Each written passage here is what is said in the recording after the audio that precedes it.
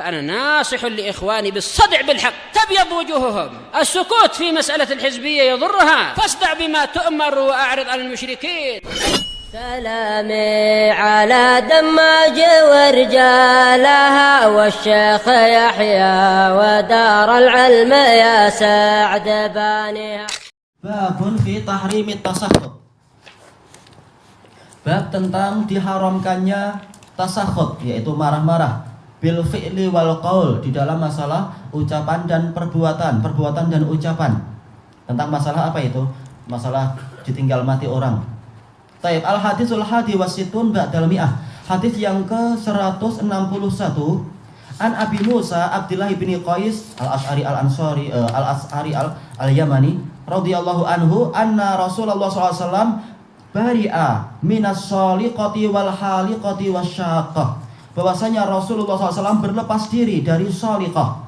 Shaliqah disebutkan di sini qala al-musannif Imam Abdul Ghani Al-Maqdisi allati tarfa'u sautaha indal musibah, yang meninggikan suaranya ketika ada musibah, yaitu meratap-ratap.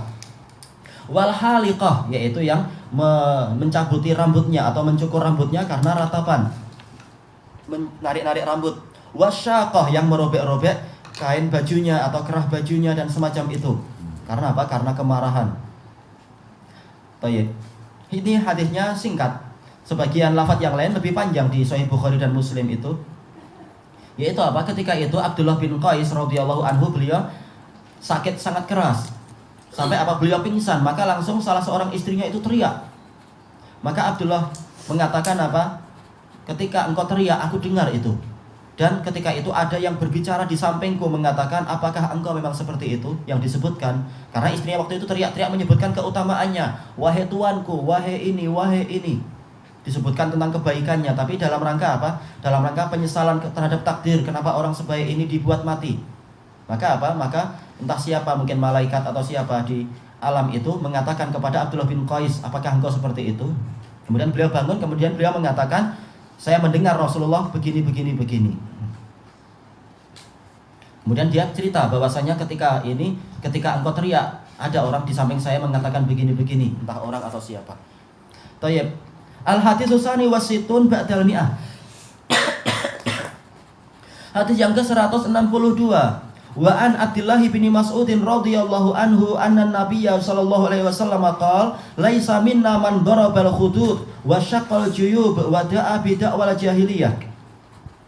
Bukan termasuk golongan saya orang yang memukul pipi dan merobek-robek kerah baju. Juyub, jaib, itu maksudnya adalah apa? Tempat masuknya kepala itu, kerah baju yang di leher itu ya. Itu jaib sebenarnya. Tayyib, wada'a bidakwal jahiliyah, dan menyeru dengan seruan-seruan jahiliyah. Kita ambil faedah sedikit di sini. Al-gharib, kata-kata yang asing. As-shaliqah allati tarfa'u sautaha indal musibah, wanita yang mengeraskan suaranya ketika musibah. Ini adalah kharaja makhrajal ghalib. Kebanyakan yang mengalami itu adalah wanita, maka disebutkan Rasulullah mendatangkan dengan apa? Pola wanita, shaliqah. Wan nauh, yaitu bin nauh, yaitu dengan ratapan. Wal awil, awil artinya adalah raungan, meraung-raung.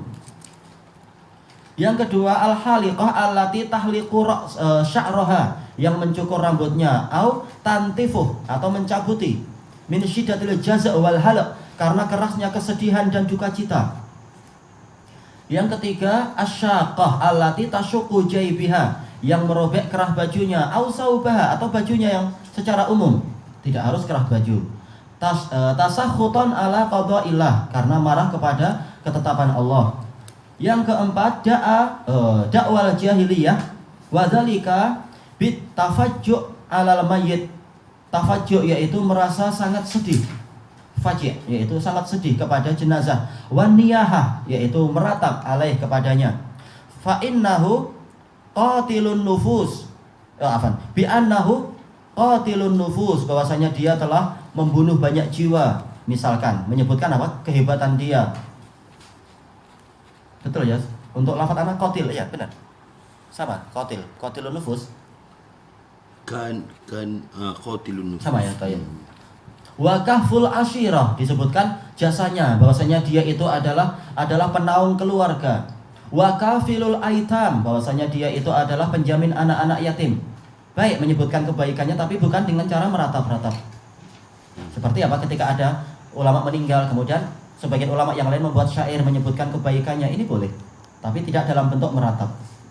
Tayyib ila ghairi dzalika minal manaqib, dan kedudukan-kedudukan dia yang lain, manaqib yaitu kedudukan posisi yang tinggi, allati kanu yu'addidunaha, yang dulu mereka sebut-sebutkan. Wa mithluhu an-nadbah, semisal dengan larangan ini dakwah jahiliyah adalah nadbah, panggilan ketika duka cita.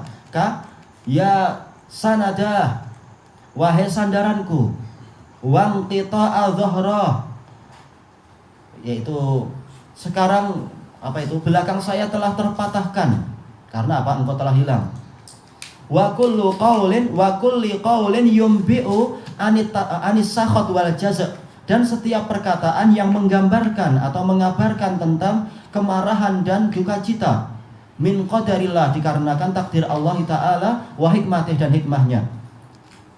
Al-khamisah darbul khudud latmuha, memukul pipi maksudnya adalah menampar pipi.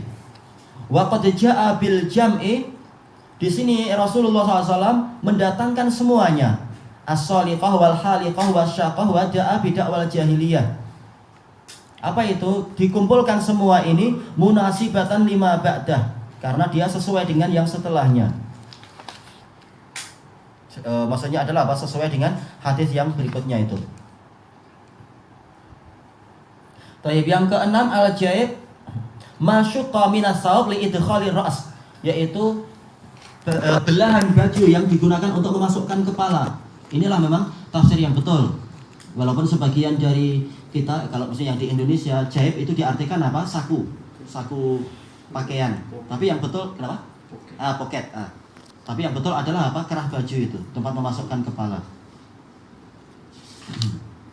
Tayyib, sekedar tambahan saja, ini imam siapa yang menulis kitab ini, yaitu Imam Abdul Ghani Al-Maqdisi. Beliau sangat suka untuk menyerupai Imam Ahmad, sebagaimana di dalam Syiar Alamin Nubala, beliau di dalam doanya beliau mengatakan, ya Allah, berilah saya rizki, yaitu apa? Sholat semisal dengan sholatnya Ahmad bin Hanbal. Berapa sholatnya Imam Ahmad sehari semalam? Untuk sholat sunnahnya 400 rakaat. Ya, ternyata beliau lebih kuat, beliau sholatnya 600 rakaat. Abdul Ghani Al-Maqdisi. Nah, setelah sekian tahun itu beliau doa lagi, ya Allah, dulu saya minta agar saya mendapatkan, yaitu apa? Sholat seperti sholatnya Imam Ahmad. Ini apa? Menyerupai orang-orang yang baik. Itu doa yang bagus. Dan Engkau mengabulkan. Maka saya mohon kepadamu untuk tambahan derajat, berilah saya ujian seperti ujian Ahmad. Karena memang Imam Ahmad diuji sehingga apa? Betul-betul naik. Ini adalah apa? Enggak sembarangan orang minta itu. Tapi apa yang betul, yang rajih adalah kita dilarang minta ujian. Bahkan Rasulullah bersabda apa? Apa itu? Sallallahu al-afiyah, mohonlah keselamatan. Jangan minta diuji. Ujian akan datang. Maka ternyata betul ujiannya beraneka ragam, dari kalangan apa? Para pengikut Abu Nuaim al-Asbahani, para pengikut Asy'ariyah dan lain-lain, sampai difatwakan mati dan seterusnya. Jadi Imam Abdul Ghani sampai dibawa ke pemerintah, diuji ini dan itu. Kisahnya panjang, Abdul Ghani Al-Maqdisi. Dan beliau terkenal seperti Imam Ahmad, yaitu apa? Qawwalun bil haq. Dan dalam masalah hadis beliau dikatakan sebagai apa? Daruqutni fi zamani. Daruqutni. Betul-betul apa? Hafal masalah ilal penyakit hadis dan sebagainya. Ini Abdul Ghani, beliau ingin menyerupai Imam Ahmad. Tayyib ilahuna wallahu a'lam.